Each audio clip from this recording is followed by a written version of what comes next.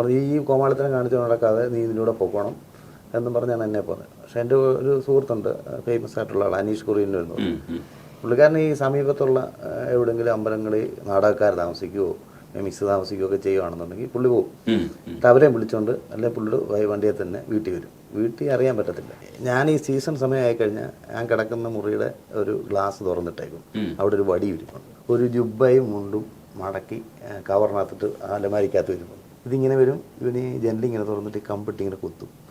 ചോദ്യമില്ല, പറച്ചിലൊന്നുമില്ല. ഇതെടുത്ത് കക്ഷത്തി വെക്കും, കഥ തുറക്കും, പതുക്കെ ഇറങ്ങി എവിടെയും പരിപാടിയായിരിക്കും. അന്ന് പരിപാടിക്ക് പരിപ്പോടെയോ കട്ടൻ കാപ്പിയോ ഒക്കെ കിട്ടിയാൽ കിട്ടി, ആ ഒരു ഇതിലാണ്. അങ്ങനെ ഒരു ദിവസം ഒരു പരിപാടിക്ക് ഇങ്ങനെ പോയപ്പം ഞങ്ങളുടെ ഫാദറിന് ഇഷ്ടമല്ല, എനിക്ക് ഭയങ്കര പേടിയാവില്ല.